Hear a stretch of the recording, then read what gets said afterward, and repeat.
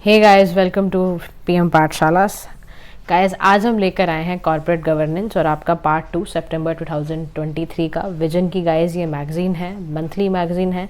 आज का जो टॉपिक है गाइस कॉर्पोरेट गवर्नेंस है। जैसे आपके दो टॉपिक्स मैंने पहले ही इकोनॉमिक्स के करा दिए हैं, polity and international relations already covered है गाइस।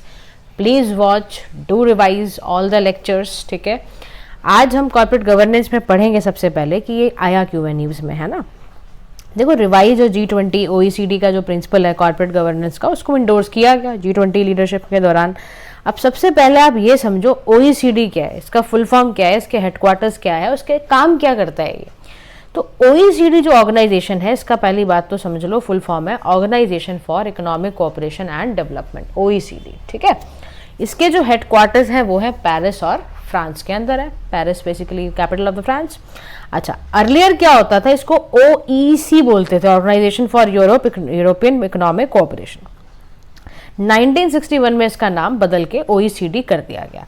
इसका काम है उन सभी पॉलिसीज को शेप देना जिससे कि क्या होगा, वर्ल्ड में बेसिकली कंट्रीज के बीच में prosperity, equality, opportunity and wellbeing बढ़े।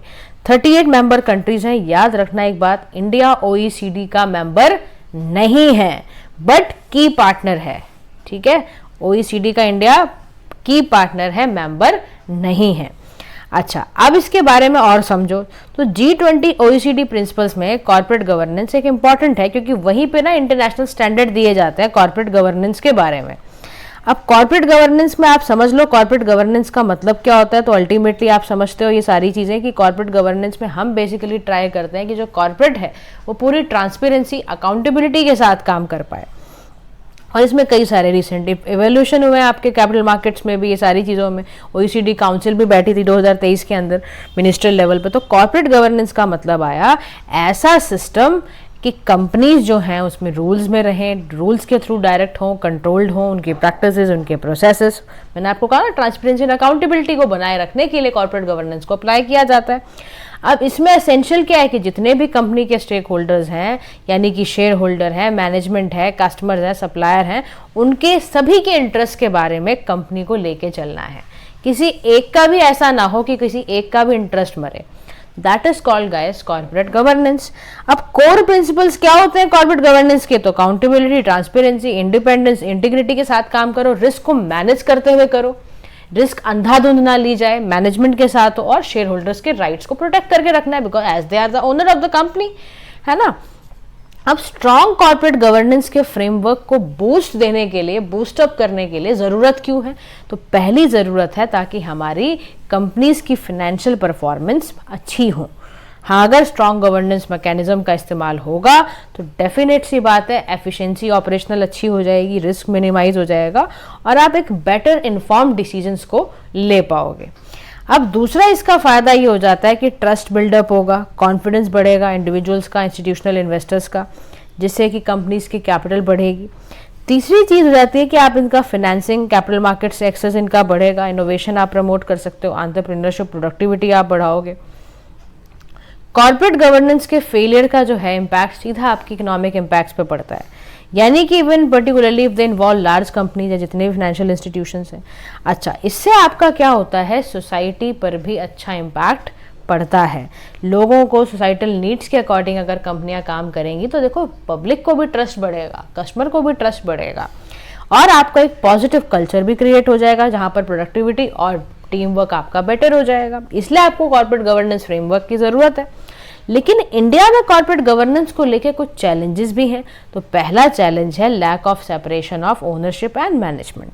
कंपनीज कभी कभी जहां पर फैमिली ओन्ड कंपनी होती हैं, अगर उसमें ओनर भी एक ही है, मैनेजमेंट भी एक ही है, तो फिर वो अपने अकॉर्डिंग डिसीजन लेते हैं। क्योंकि देखो, मैनेजमेंट और ओनरशिप का अगर अलग अलग होगा, सेपरेशन होगा, अलग अलग डिपार्टमेंट्स होंगे, उससे फ़ायदा ही होगा। देखो, मैनेजमेंट फिर सभी को देख के डिसीजंस लेगी।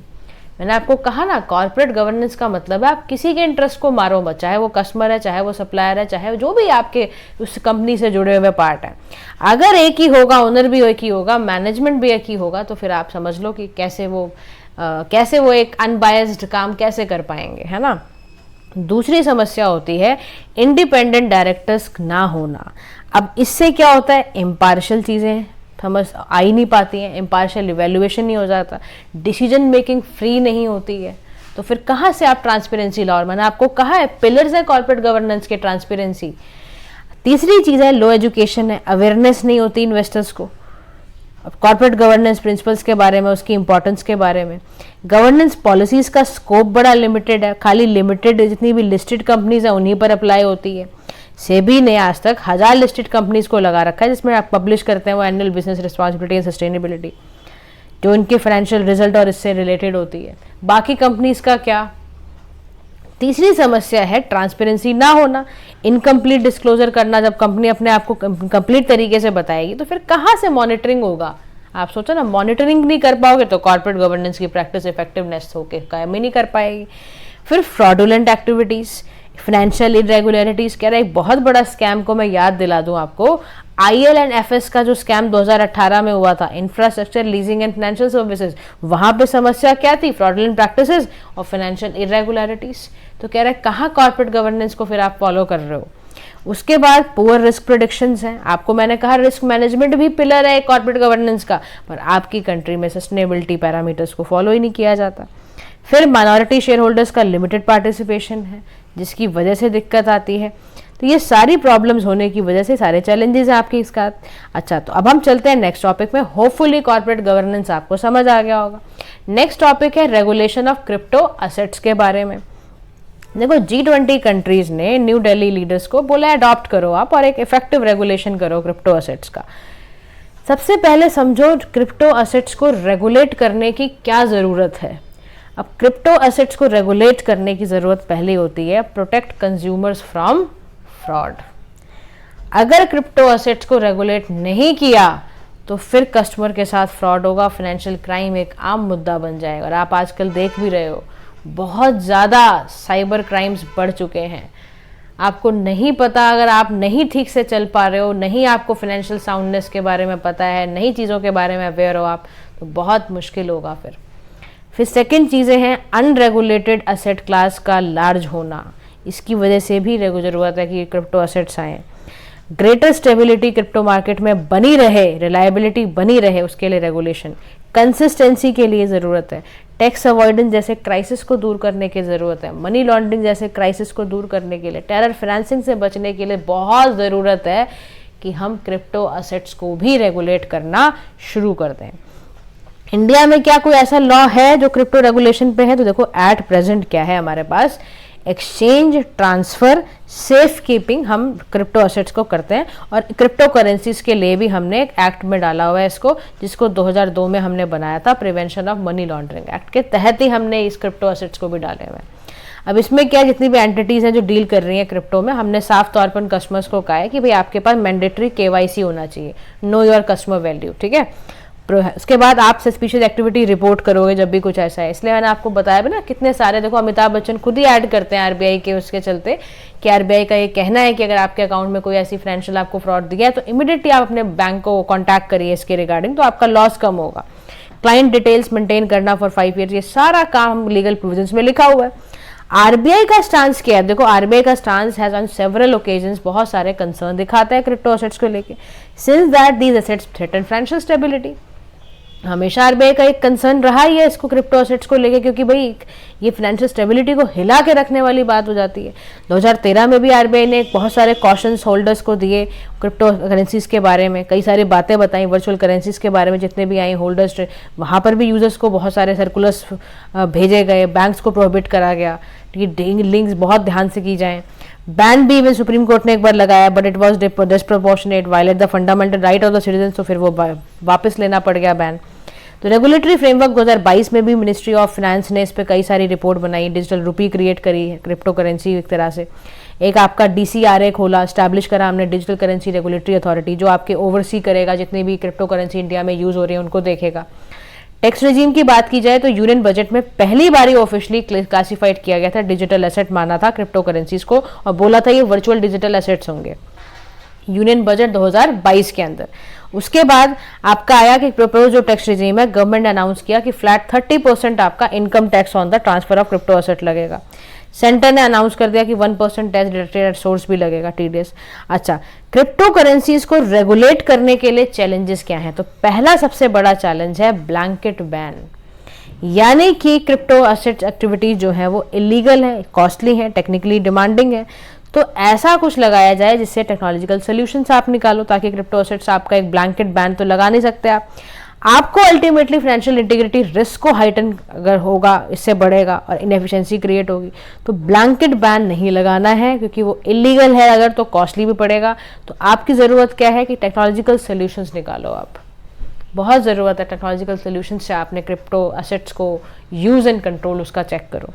फिर रेगुलेटरी कंसिस्टेंसी, यानी कि अचीविंग कंसिस्टेंसी क्रिप्टो रेगुलेशंस में डिफरेंट कंट्रीज में बहुत बड़ा कॉम्प्लेक्स टास्क है, और टैक्सोनॉमीज को हार्मोनाइज करना बड़ा आसान नहीं है। बहुत सारी चीज़ें इसमें रिस्क हैं, बहुत सारे पार्टिसिपेंट जो हैं वो उनको क्लैरिटी नहीं होती है, वो ऐसे ही खरीद लेते हैं आप। इसीलिए मैं आपको कहती हूँ कि क्रिप्टो करेंसीज में जब भी आप पैसा लगाएं, पहले उसके बारे में जानकारी ज़रूर रखें। मैं तो कहती हूँ यार, आप किसी भी फाइनेंशियल इंस्ट्रूमेंट में पैसा लगाने जा रहे हो ना, तो आपको पता होना चाहिए, हर किसी की खामी पता होनी चाहिए, आपको पता होना चाहिए उससे आपको कितना फ़ायदा होने वाला है, कितना नुकसान भी हो सकता है।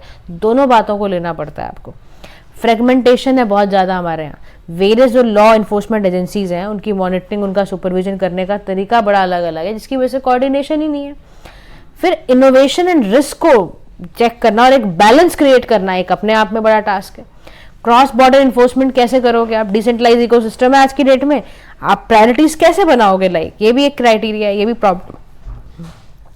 ग्लोबली क्या हो रहा है, ग्लोबल रेगुलेशंस के लिए क्रिप्टो एसेट्स में क्या हुआ है? तो एक IMF का, यानी कि इंटरनेशनल मॉनेटरी फंड का एक FSB सिंथेसिस पेपर है, वो क्या कहता है, उसने रिसेंटली G20 में कंक्लूड करते हुए बोला IMF की रिपोर्ट के थ्रू कि फाइनेंशियल स्टेबिलिटी रिपोर्ट जो इतनी सारी हम बना रहे हैं, दिस इंक्लूड कि हम एसेट्स को बैन ना करें, हम बेसिकली कुछ ऐसे रिपोर्ट एंड लाइसेंसिंग मैकेनिज्म लाएं जिससे कि डिजिटल एसेट रेगुलेट हो पाए, और 2025 तक वो आएगा भी। ठीक है, मार्केट में क्रिप्टो एसेट्स रेगुलेशन में माइका जो है वो, उसमें यूरोपियन यूनियन ने इसको बेसिकली आपका फ्रेम आउट करा है। पहला cross jurisdictional regulatory supervisory framework है क्रिप्टो एसेट्स का ये। देखो इमर्जिंग मार्केट है, आप रोक तो देखो पाओगे नहीं, 25% इकोनॉमीज आपकी देखना अल्टीमेटली ये सब काम करना शुरू कर देंगी। तो जरूरत आपके लिए ये है कि आप ऐसा कुछ करो कि आपके ना इम्प्लीकेशंस को चेक करते हुए पॉलिसी रिस्पॉन्स दो आप, यानी आप देखो कि इसके जो आउटकम्स हैं वो क्या होंगे और उसके अकॉर्डिंग पॉलिसीज बनाओ। यानी मैक्रो इकोनॉमिक जैसे स्टेबिलिटी की बात करते हो आप, फिर इसका financial integrity, market integrity, environment risk के सारे इसके इम्प्लीकेशंस हो जाएंगे। पॉलिसी रिस्पॉन्स में आप इसका ये करो कि मॉनेटरी सोवेनिटी के सेफगार्ड होगी, एक्सेसिव कैपिटल फ्लो का जो वॉलेटिलिटी है वो इसको गार्ड करे, फाइनेंशियल रिस्क को आप एड्रेस करो, क्रिप्टो एसेट्स को मॉनिटर करो, उसके इम्पैक्ट को, ये सारी चीज़ें करनी होंगी। आपको आउटराइट बैन लगाने की बिल्कुल ज़रूरत नहीं है, क्योंकि वो फिर इलीगल तरीके से लोग करेंगे। आप शराब को रोक पाए, नहीं रोक पाए ना, होती सेहत के लिए सबकी खराब है ना। तो आप सोचो ये बात को कि आप आउटराइट बैन तो नहीं कर सकते, इसीलिए आपको कहा जा रहा है कि आप बेसिकली इसको नीड है, आपकी ज़रूरत है रेगुलेशन की। आप टेक्नोलॉजिकल सोल्यूशंस की मदद लो, आप लाइसेंस लगा दो, आप एंटी मनी लॉन्ड्रिंग का अगर लग रहा है तो उसमें एक्ट के थ्रू उसके थ्रू देखो, आप रिपोर्ट करो कोई ना कोई सस्पिशियस एक्टिविटीज अगर हो रही है, क्लैरिटी कर दो आप टैक्सेशन में क्या इसका है, क्लियर कट टैक्स पॉलिसी बनाओ आप, क्रॉस बॉर्डर आप जितने भी ट्रांजेक्शन है उस सबको कंसिडर करते हुए, थर्ड पार्टी इन्फॉर्मेशन, ये सारी चीज़ों को आप उसमें लिखो। टैक्स कंप्लायंस क्या होंगे ब्रोकर्स पे, क्या होंगे प्लेटफॉर्म वालों पर, ये सब लिखो आप उस एक्ट के अंदर। तो G20 नेशंस ने इसको इंडोर्स किया है कि क्रिप्टो एसेट रिपोर्टिंग फ्रेमवर्क बनाया जाए, ताकि क्रॉस बॉर्डर जो डेटा भी शेयर हो रहा है इफेक्टिव, ताकि आपका टैक्स कंप्लायंस आपका अच्छा हो जाए, और रोबस्ट करो अपना डेटा फ्रेमवर्क, यानी कि अथॉरिटीज के पास एक्सेस है डेटा का, necessary and appropriate to fulfil their regulatory, तो उसको भी ओवरसाइट करें, उसको सुपरवाइज ठीक ढंग से करना पड़ेगा। आप आउटराइट बैन नहीं लगा पाओगे, तो अल्टीमेटली गवर्नमेंट को कुछ ऐसी चीज़ें करनी पड़ेंगी कि आप उसके इम्प्लीकेशंस के अकॉर्डिंग ही पॉलिसी रिस्पांस देते चले जाओ। ठीक है, नेक्स्ट टॉपिक गाइज हम नेक्स्ट वीडियो में करेंगे। 2 टॉपिक्स को पहले अच्छे से रिवाइज करो, इकोनॉमिक्स है, कई टेक्निकल टर्म्स हैं, अगर कुछ ऐसा समझना है guys please let us know in the comment section. Thank you so much for listening, do like share and subscribe to PM Pathshala. Have a nice day to all.